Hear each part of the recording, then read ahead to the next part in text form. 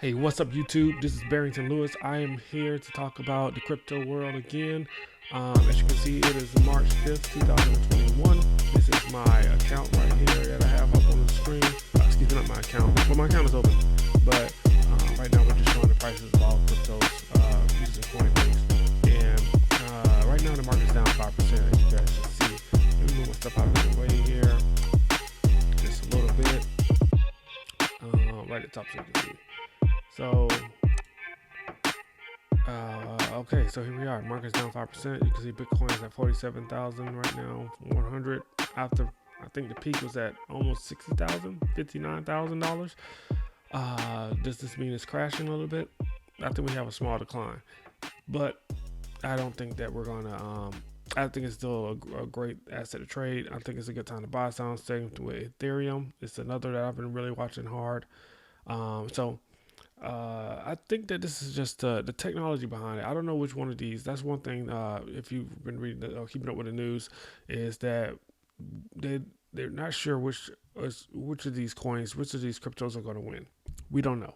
All right, Bitcoin is definitely in the lead, but all of these other cryptos down here, a lot of them would not make it. There are going to be a few that do make it. We don't know which ones are going to do which. So I would just say invest in a lot of these as much as you can, but don't put all your money into cryptos. The technology underneath blockchain tech, I think, is the real future, uh, which is what all of these are based on. So go to my portfolio here. Now don't laugh. I'm just getting started. I have a little bit. I'm just investing slow. Each one of these spikes, the spike here, here, and here is just money I've put in. I've been trying to learn. I'm learning the process, so I'm walking you guys through it as I learn it. That's what I'm sharing with you. So I'm going to put some more money in coming up soon. Some a lot of money, or a lot more. So as you can see, this is what I bought so far. Just learning and just investing. So, and that's all investing is. Sometimes if you don't fully understand something, you just learn by doing. Put $5 in, $20 in, something you can afford to lose, and learn how to invest. So that's it on crypto. Um, just look at the market now. The market in general. Move myself out of the way again. So the stock market it was down 700 yesterday, and it closed down 345 here. Um, and they're saying it's not really a crash, but it's just the yields are uh, rising. But Fed Chairman Powell said some remarks that kind of made the market feel a little shaky, shaky, because it's just a they're worried about inflation, right? We're pumping trillions of dollars in the market. The stimulus, the stimulus of the Biden administration, the stimulus from the Trump administration, they're pumping trillions of dollars into the economy. It's going to create bubbles. It's going to create asset fluctuations, asset price fluctuations. If you look at real estate right now, real estate is going. It's going high. It's rising pretty quickly from just based on from last year to this year.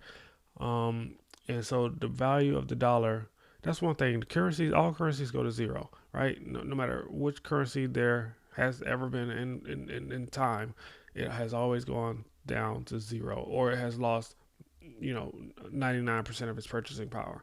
So a lot of the anger that we see now in the news from people, a lot of people starving, a lot of people can't feed their families, a lot of people it's a lot going on, and the reason why things are becoming more expensive, things are less affordable, is because of the value, the purchasing power of the dollar is going down. Back in the 40s and 50s, you had one income household with a dad.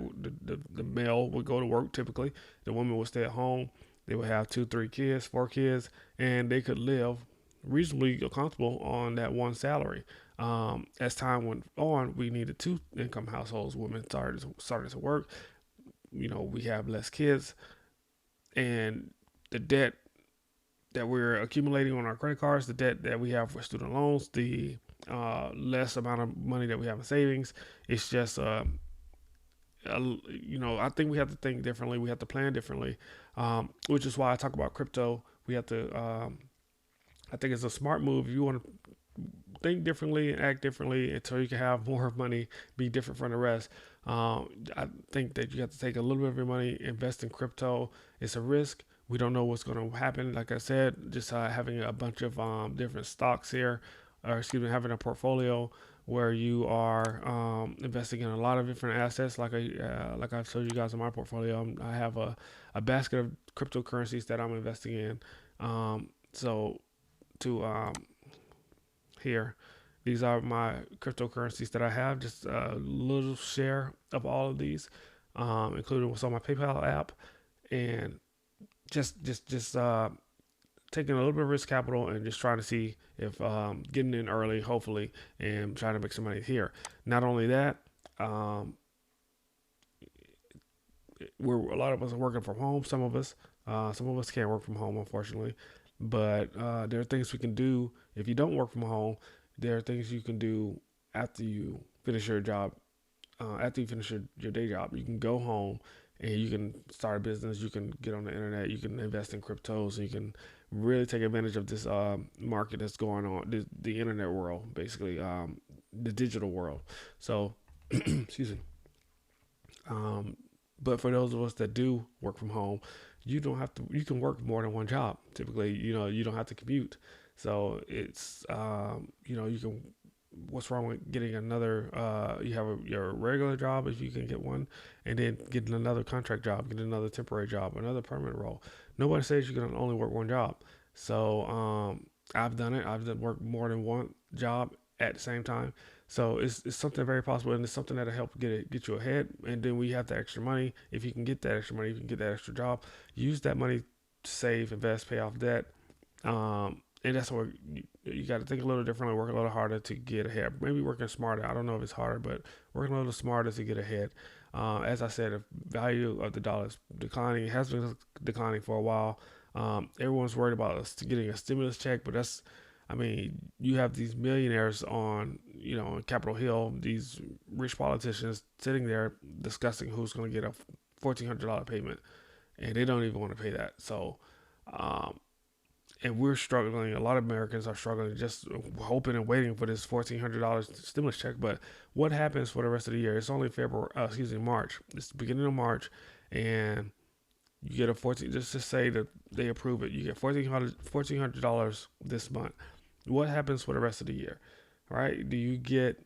There's no more stimulus. There are no more checks are coming. Right? They're pumping a lot of money into assets, or excuse me, they're pumping a lot of money into the economy, which that money is going to go to a lot of people who own assets, the rich. So if you're really wealthy, you own a ton of assets, you're going to be the one who benefit from the stimulus plan that they're pumping through, $1.9 trillion for the Biden administration. So for the regular Americans, regular working people, regular working class, middle class, lower middle class, poor people, you get your $1,400 stimulus check. What do you do for the rest of the year? So I know I'm just rambling here, or I don't know. It's not preaching or nothing like that. But it's just a thought. It's just a thought. Just how gas prices are going up because it's inflation. Look at this right here. Gasoline prices have been hit highest levels since 2014. That's OPEC and others keep out oil output cuts. They're very smart. They know that um, there's no reason to pump more oil into the economy right now because they're trying to basically recoup the losses that they received in 2020. In some cases, futures for oil went negative. So, people stopped traveling, planes stopped flying.